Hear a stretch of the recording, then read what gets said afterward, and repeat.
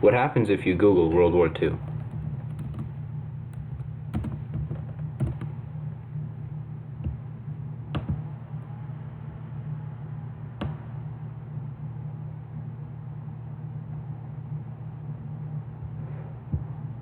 How about communism?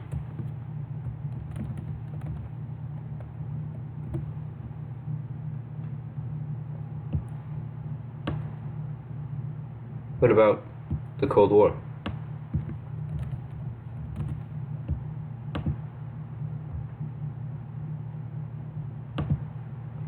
In our new show, Let Me Google That For You, starring Cory Billings, Tomas Rios, and featuring Brett Curtis, we will explore in depth all of your questions. How do I stop? No. It all started with the end of the Second World War. The United States had just recently dropped the first 2 atomic bombs in Japan. Berlin was divided up, as was Germany. The US claimed West Berlin and the Soviets claimed East Berlin. West Berlin's economy was based on the American capitalism model.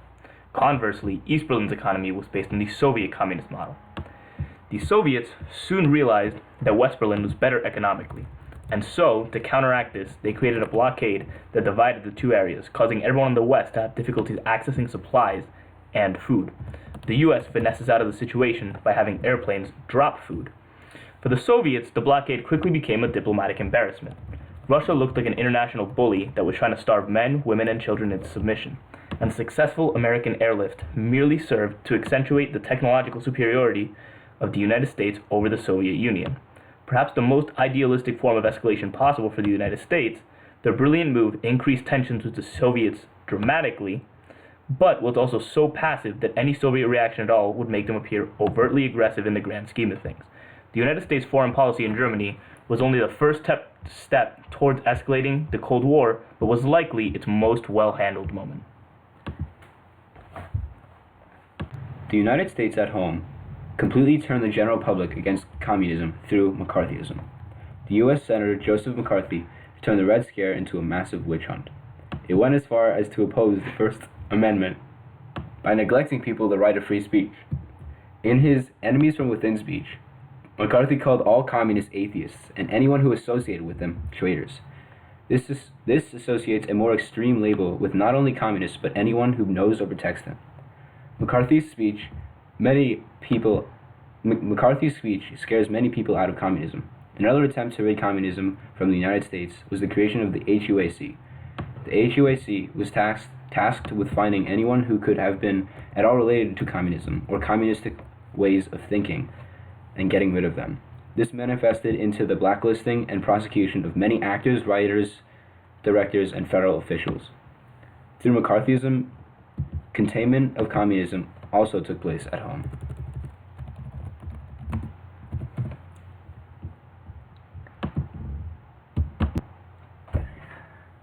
Soon after McCarthyism's witch hunt, the United States got involved in the Korean War, one of the most pointless wars in U.S. history. This is because, at the beginning, Korea was divided at the 38th parallel. North was communism, and South was democratic. After the North had invaded the South and tried to unite Korea under a communistic regime, the United States, with little to no help from NATO, fought for 3 years. Near the end of the war, when the South was gaining a lot of ground, China feared for their communistic nation and decided to help out for the North. After 3 years of fighting, a ceasefire was settled at guess where? The 38th parallel.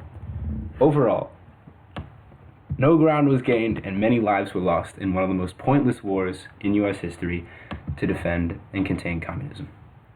Shortly after this came the Bay of Pigs invasion.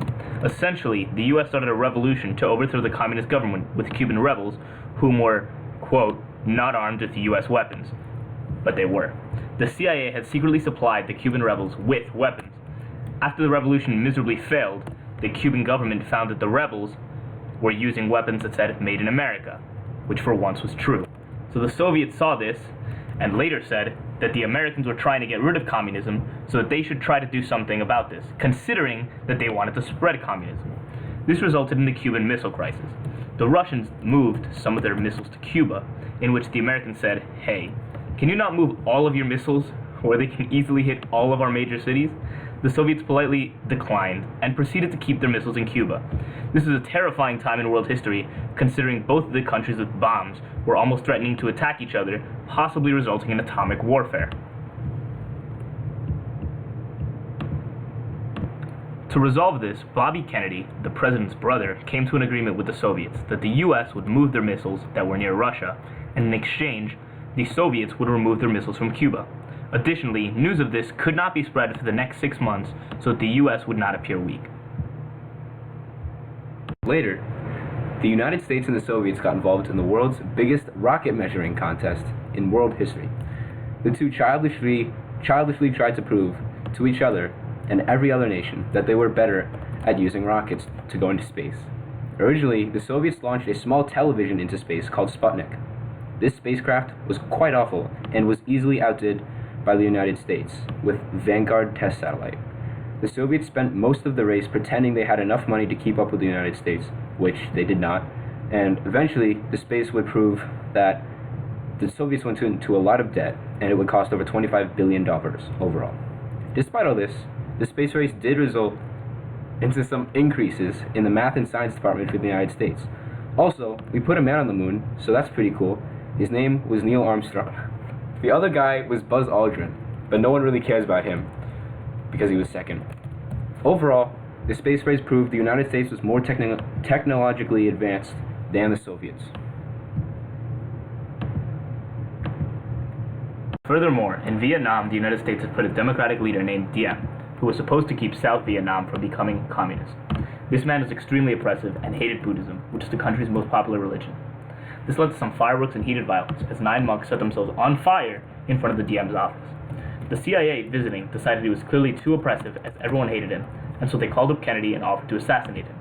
Kennedy obliged, and Diem was gone quite quickly, thus starting the actual Vietnam War.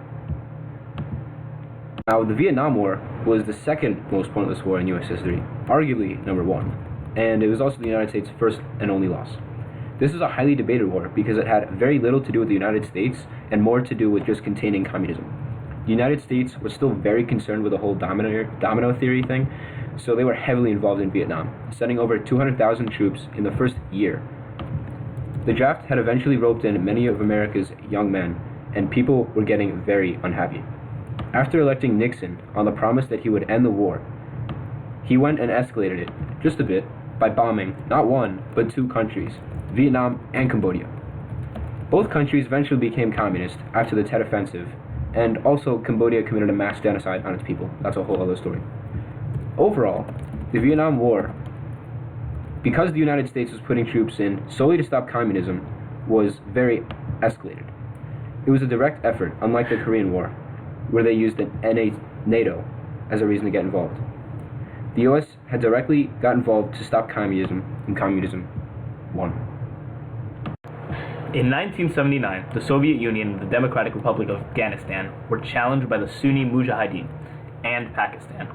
Early on, the Soviet Union's far superior arsenal gave them an extreme edge over the rebellion. Most notably, attack helicopters were used to attack the rebels, as they did not have weapons capable of stopping them. In an attempt to weaken the Soviet Union in the Cold War, the CIA and Congressman Charlie Wilson secretly met with Iran and Pakistan to gain funding from them to supply weapons to the Mujahideen. That way, the Soviet Union would not know that the US was involved in any way, shape, or form.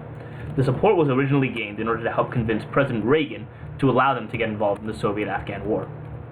As a result of these meetings, the US purchased over $100 million worth of weapons, which were supplied to the Sunni Mujahideen to combat the Russians. At the time, this seemed like an excellent idea, as it severely weakened the Russians. Unfortunately, these weapons later got into the hands of Al-Qaeda and would-be ISIS, which are the same groups of people that helped fight the Soviet Union. Also, unfortunately, the US later rejected a plan to place schools in Afghanistan to inform locals of what had occurred. This lack of education led to a creation of a US hatred in Afghanistan, which is only furthered by groups such as the Islamic State and Al-Qaeda. While the United States' involvement in the Soviet-Afghan War did fulfill its intended goal, which was containing communism, it did later cause the creation of Middle Eastern terror groups, typically violent relationship with the US.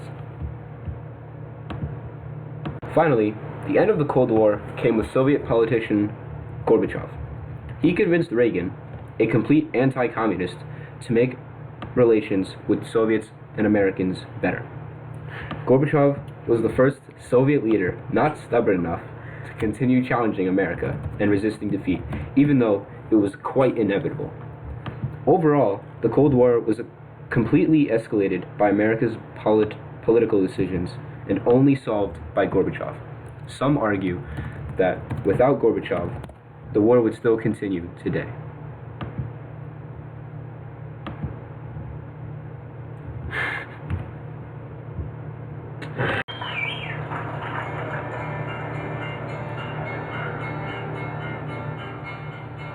In my country there is problem, and that problem is transport.